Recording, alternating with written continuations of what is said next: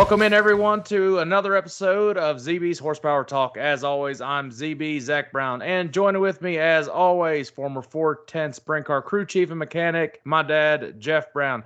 Dad, Daytona 500 and all the other Daytona races have finished up. Looking ahead at Atlanta for NASCAR, and the High Limit Series is back in action at Golden Isles Speedway in Georgia. So a lot of stuff to go over. Going to go through our power rankings for this week and our NASCAR fantasy, which we got destroyed by mom in this past week. Of course, why wouldn't we?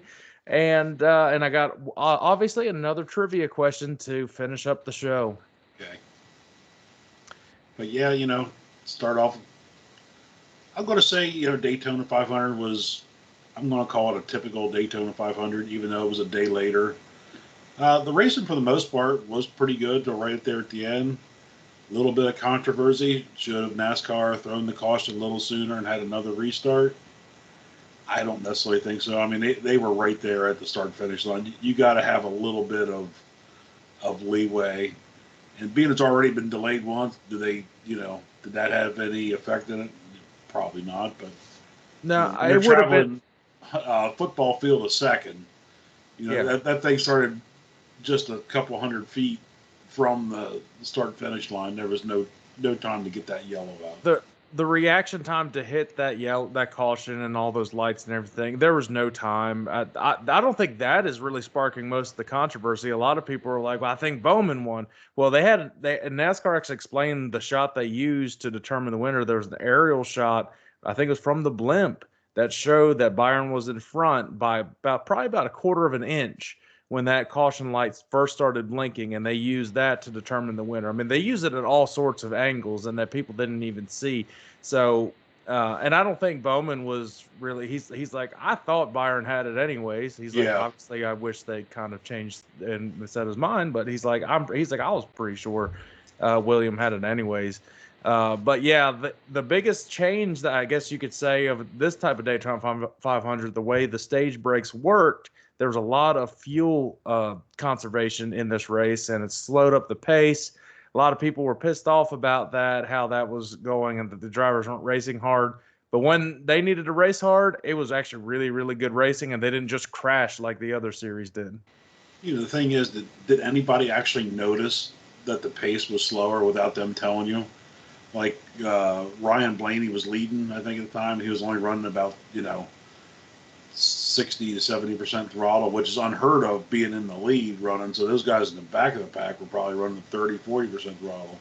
You don't notice it on TV. You probably didn't notice it live. But no, when they decided to go, they went in a hurry, and then all shit broke loose.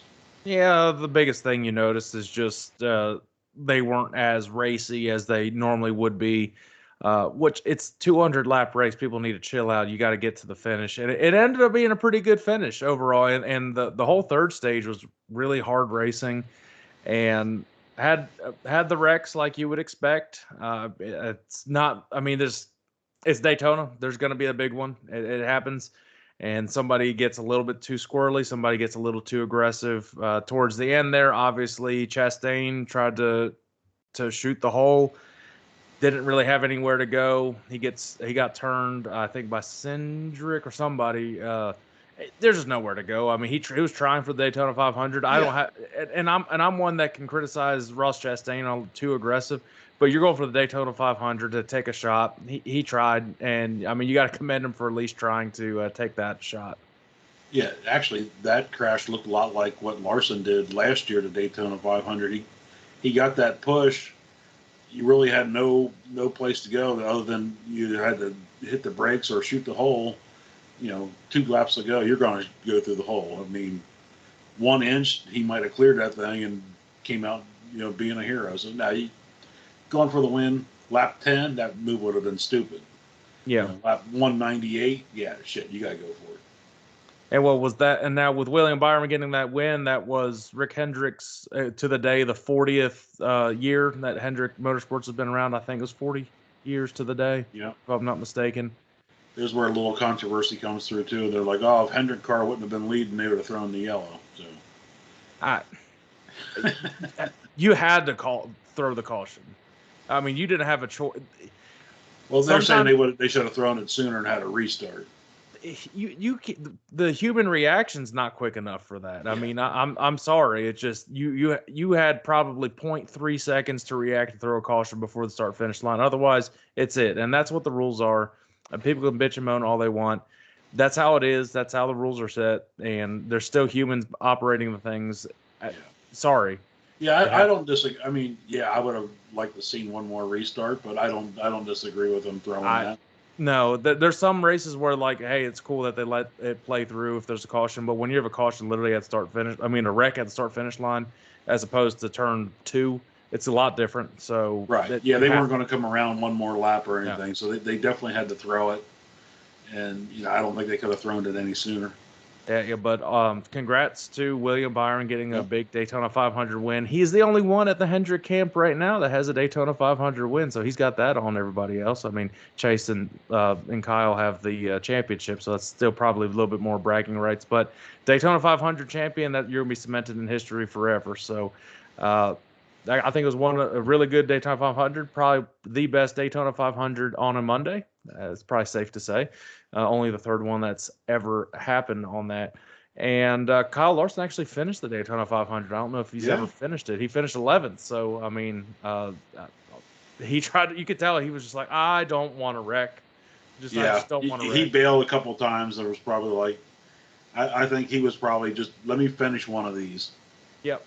And he was fat, and the racing to the stages were actually pretty exciting. With you got about 4 or 5 laps to go, you'd start seeing it heat up, and that shows you how much better these drivers are than the Truck Series and Xfinity and everything. They're not crashing when they're going bumper locked and trying to make passes.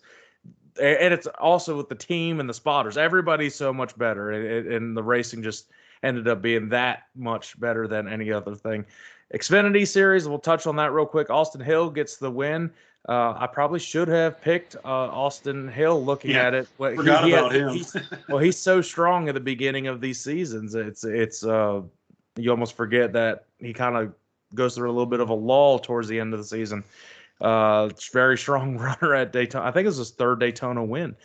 And he came from a lap down. I think he wrecked earlier and came back to win the race. I personally didn't watch it, and I don't think you did either. Nope. I think a lot of people honestly went to bed after the Daytona 500. It started getting late. It's already past my bedtime, people. I did watch the highlights and everything. It was the typical Xfinity Series, a little bit better than the Truck Series like we would expect. Still had the moments where a decent amount of cautions, some questionable moves to wreck and everything. I mean, that just kind of goes to show you, it's a step above trucks, and then Cup Series is completely different. But Austin Hill gets a big time win at Daytona, and I think he even won the Atlanta race last year, if I'm not mistaken. And so he's knows how to get these speedway races done. Daytona, I think it was overall pretty good success. I think NASCAR obviously did the right thing to move it to Monday. It sucked we wanted to do the live show, and it was legitimate right after it was done. We were going to crack open some cold ones and watch Daytona 500, but it is what it is. Mother Nature had other plans, so and we did not get even any of our fantasy pick stuff like close. I think the only thing I had on you was that Corey LaJoie finished 4th. So yeah, I had him in my garage. Only one I had that finished the race in my fantasy was Bubba. I had Bubba as well. So yeah, and then Mom smoked us on everything. Yeah, Mom of course has Chase and Byron and figures. Yeah, it happens. But we're moving on to Atlanta. But before we get into Atlanta, let's talk about the dirt racing coming up in the High Limit Series. Kyle Larson got the opening win in the High Limit race, and that was at East Bay. And the won the second night. Why am I blanking on this? East Bay, Sunshine. That's right. Yeah. And he's having a strong year to start off already. Yeah, so they're going to Golden Isles. So what kind of notes you got going into Golden Isles? I don't think that's a track that too many people are familiar with. Yeah, I've been looking it up. I don't know anything about this track other than it's just west of Brunswick, Georgia. I don't know the size of the track. it's not just looking by. They have practice going on right now, so I'm looking at the race monitor. I'm going to say it's about a 3/8 of a mile. They're turning high 12s, low 13 seconds. So that's typical on about about the 3/8 mile track. So second set of hot laps. Let's see where we got going on here. Larson was the fastest at a 15. Well, the second set of hot laps really slowed down. They went from 12 seconds to 15. So the track's really getting slick.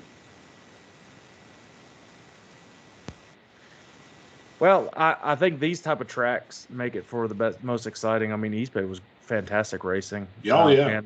And it's a special event, and this is the last race they're racing until April. I believe it's like I just had the everything pulled up. So actually, they're racing Saturday. It says.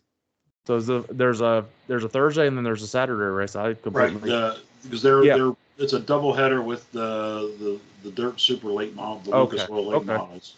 Okay. So they race Thursday, the late models race Friday, and then I guess they have their combined. Yep. Now I don't know. I don't see anything about the format, whether it's just complete shows or if anybody gets locked in. It doesn't really tell me that. Yeah, it just kind of tells you, hey, it's 10,000 to win Thursday night, and what's Saturday nights to win? If Thursday's that, doesn't say. And it's probably 20,000 to win. But yeah, so that's great. I mean, great for everybody. 2 nights of racing, and obviously, since Atlanta is going to be Sunday, Larson should be racing in both of these races, and I think there's only a few races that he won't be able to make. And then this is the last race until Riverside in April. So, and that's their first midweek money race too in April. So, and in this last dirt race for the week too. So it's really the biggest thing they got. Obviously, it's on Flow, and hopefully get to catch that, get off of work, and catch it tomorrow. So I guess we'll go in with our picks for the High Limit Series. I don't think we didn't pick it before because we forgot about it. So this is our they first ran on a random Monday and Tuesday. That's kind of this is our first official picks for the High Limit Series. So do your first night and then your second night pick, and then I'll give mine. I'm going to go out on the limb on these. So first night I got Larson winning. Second night I'm going to go with his brother-in-law Brad Sweet. All right. Well, first night I'm going to go with the co-owner Brad Sweet of the High Limit Series, and I don't think he's ever gotten a win in High Limit yet, so that'd be interesting to see if he can get that. And Saturday I'm going to go with the big man himself, Rico Abreu. All right. I had him. I put him on, took him off my list a couple of times, thinking. But he's got a good shot. I will say there's some of the all-stars that got pushed into the series from last year, and they're putting on great shows. Zeb Wise is up there. Sunshine obviously having a great year. And Jacob Allen's actually fast here tonight. Yeah, and then you've got Cole Macedo. He was shaking it up. Yep. So, I mean, you got all these drivers that you don't usually think of. And so there could be some sleepers for Golden Isles. So definitely race to look out for. Especially when those tracks get slick. Those all-star guys used to run in, the Ohio tracks, which, they get really, really slick. Yep. Those guys get around a slick track very, very well. Yep. You can't take them for granted, that's for sure. Yeah, it'll be interesting for sure. And when they hit lap traffic, it's like who can get through lap traffic the best. That's the fun part. That's the fun part of the. Like I said, when the track slicks off and it's real wide, that's when it's exciting. You either got to get underneath those guys or balls are around the outside. So it makes a pretty good race. Yep. Well, hopefully high limit. I didn't realize how fast that they came out with their highlights the next day. So I'm not going to be able to see it, but. If they're smart, they need to do it like the Outlaws do it and have it up with them in a matter of a couple of hours. They're pretty good. It it comes down to flow, though. It's from Flow's channel, so sometimes they can be a little bit slower than the Outlaws themselves. So it's not like it's Dirt Vision posting it. The Outlaws actually post their stuff. So yeah, the Outlaws are fantastic at that. Yeah, they do a great job. It's like if you don't, if you don't need to see it live, just catch the 15-minute replay the next day. You see everything you need to see without all the fluff. Yeah. It's actually really, and really good. You see 80% of the race. I mean, it's great. There's a lot of it you don't need to see, and it doesn't, really doesn't affect anything. You see all the good parts, all the battles for the lead and everything. Yeah, those are the best highlights over like NASCAR tries to do the highlights, but it's kind of weird how they now, I wonder, is Larson running the late model as well? It wouldn't surprise me. It just kind of depends if the team is able to make it or not. I didn't. Yes, he is. He was fifth quick in first practice. Oh, okay. Well, he might run both. I forgot about him running late models, so that just happened to look on their page that had his picture of his car. No, might get doubleheader this week. We'll see how that goes. All right. I don't think Davenport's running it. No. Brandon Shepard's running. Devin Moran's running. Ricky Thornton. Yep. McCready I saw, but I didn't see Brandon Overton and Larson. So. Well, let's no pun intended, but let's shift gears into NASCAR in Atlanta.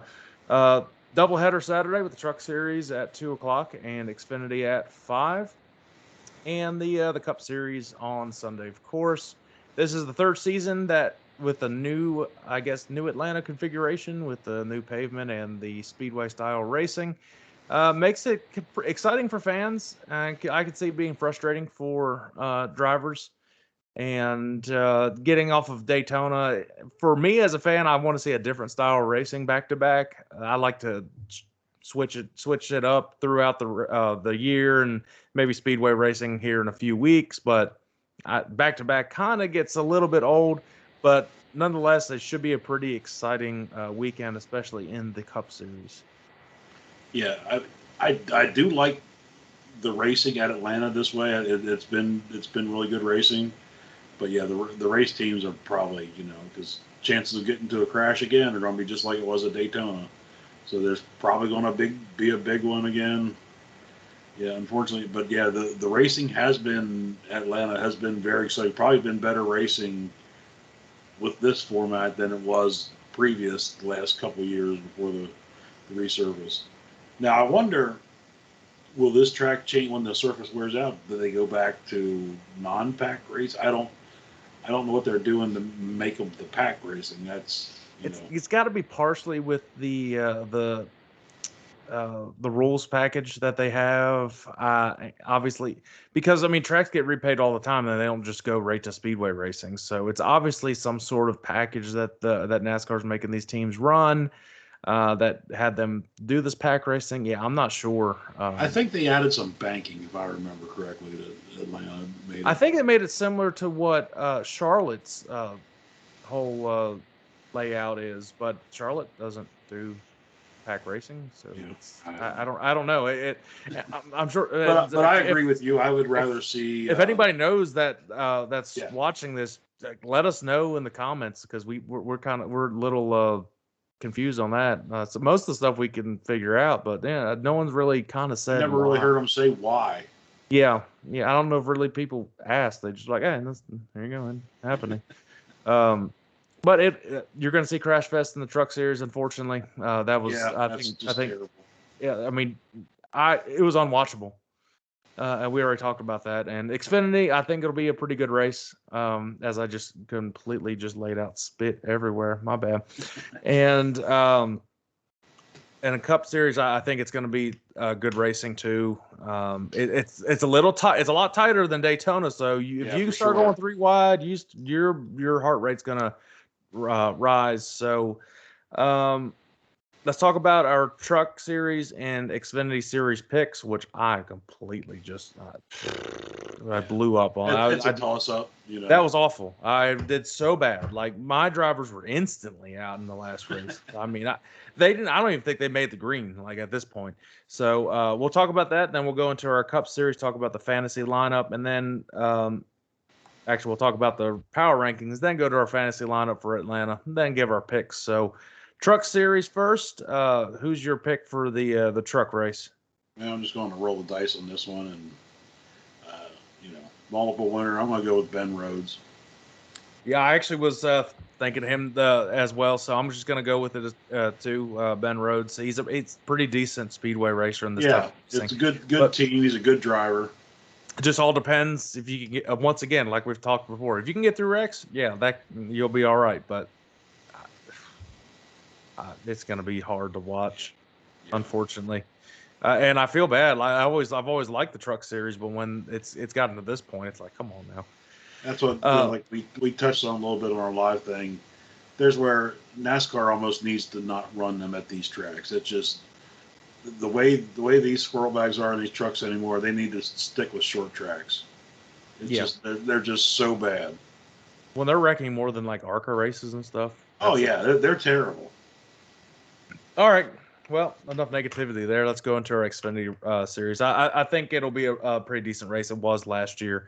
I don't expect too much different. They're pretty similar drivers in the field, and obviously some new rookies, but pretty talented rookies in the field. So, who do you got for Xfinity? Well, forgot about this guy last week, so we're gonna make it. He's gonna win 2 in a row on the Speedway style race. I'm gonna go with Austin Hill. Yeah, I think he won the first race in Atlanta last year as well, if I'm not mistaken. I'm not going to pick him because I don't want to sound like I'm just copying off of you. I'm actually picking a guy who was running up front of Daytona, got some stage wins. He's a rookie in the Xfinity Series, ARCA Series champion last year. I'm going with Jesse Love to get his first win.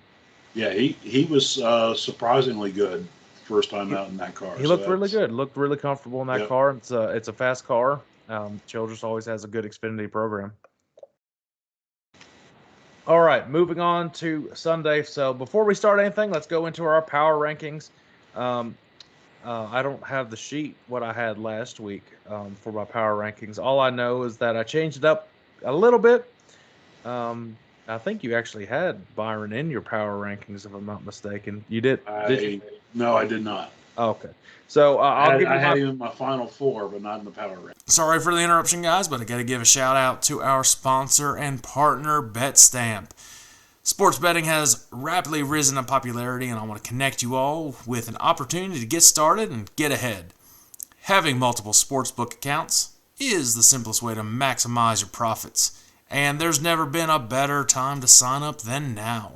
When you visit my page, signupexpert.com/ZB, you'll be connected to all the sportsbooks in your region, along with a review of each platform and its unique benefits.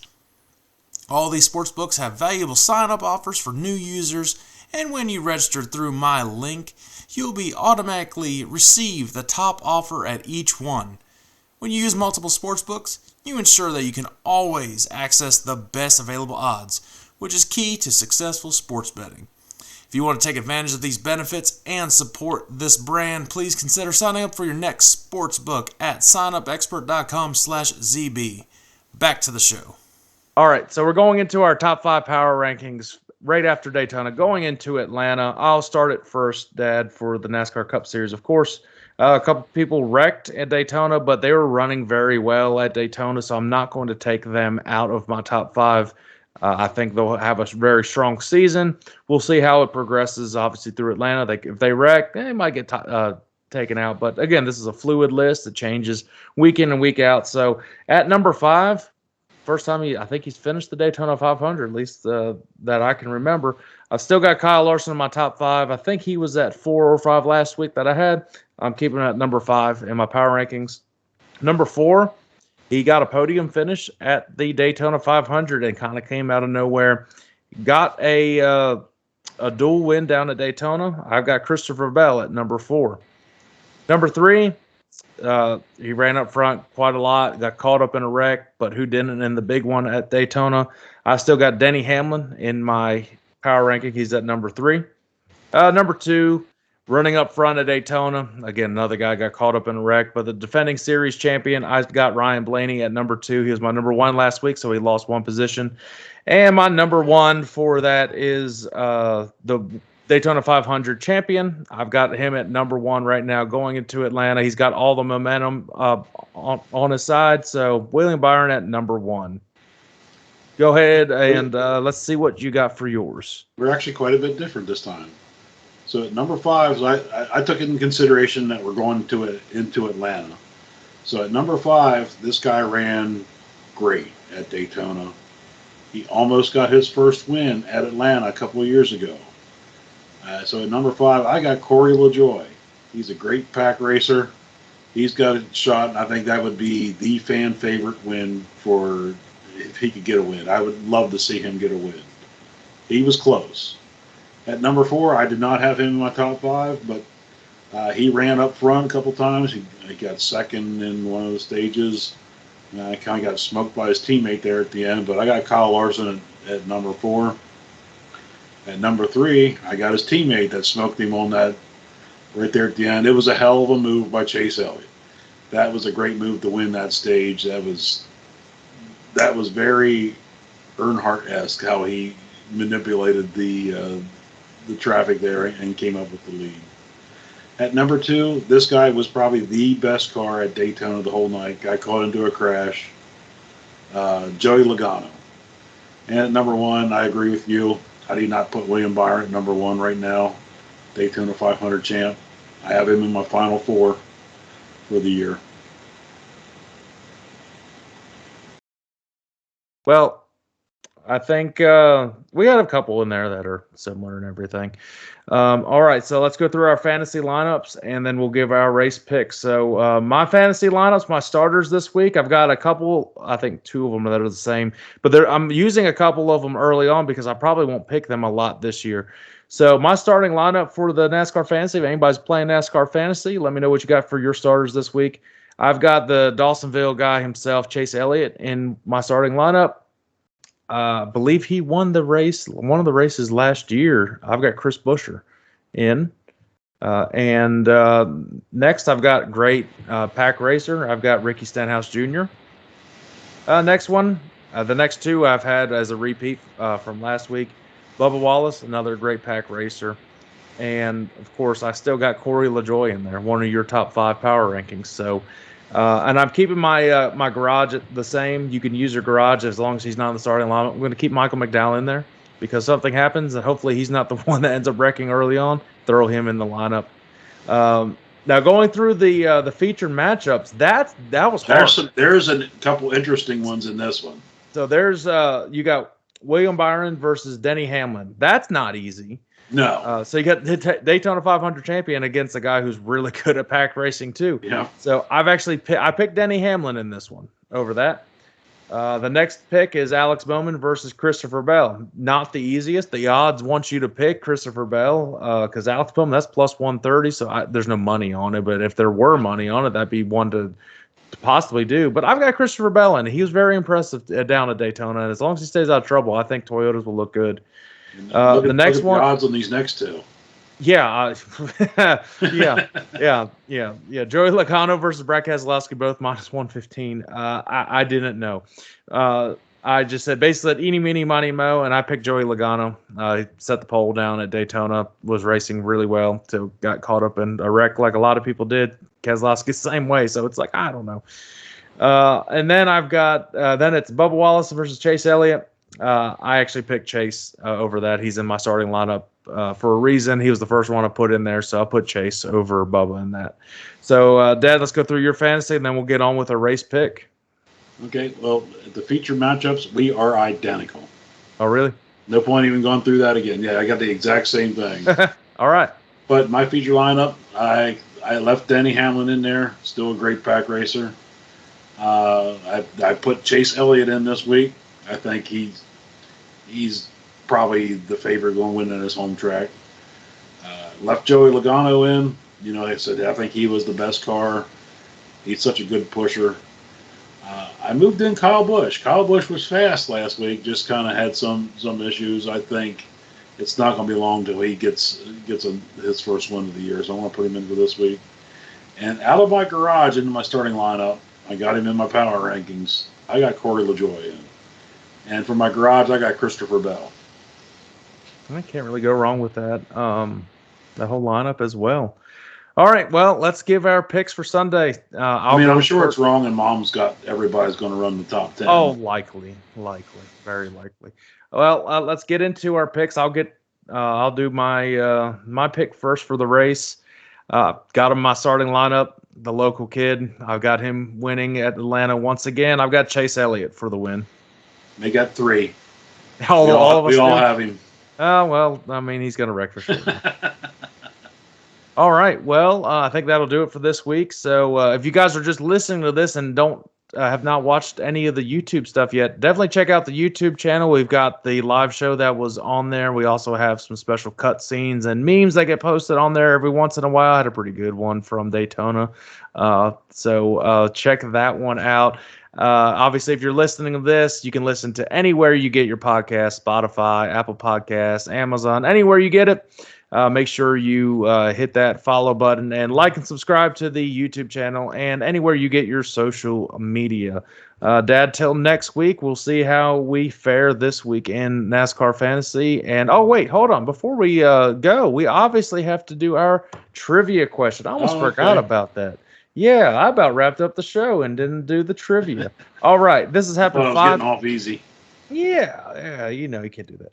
So there have been 5 teams. So obviously going after this is for Willie and Byron. 5 teams in NASCAR's history that have gone on from Daytona 500 champion to series champion. Which 5 teams have there been? And this goes back to the 50s. Wow.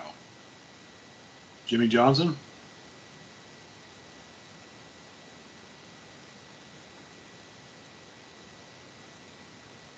Jimmy Johnson, one of them? See, it's going through order and stuff. And Jimmy Johnson's one of them. He's done it twice. Jeff Gordon? Yes. In 1997. Richard Petty? Yeah, he's done it a lot. 2, 3, 4 times. Dale Jarrett? No, I don't believe Dale Jarrett's in there. Nope. Bill Elliott? Nope. Oh, really? Okay. Wow. That's a tough one. Actually, that might be just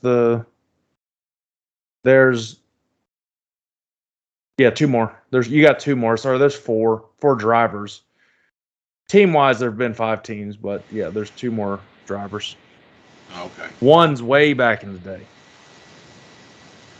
Like 1959 specifically. Wow. Yeah, I don't even know who the champions might have been back there, unless it was Lee Petty. There you go. Okay. And there's one more, and that is in. See what the year is. Hold on. 1977. Oh, wow. I can give you the team owner. Team owner was Junior Johnson. Oh, wow.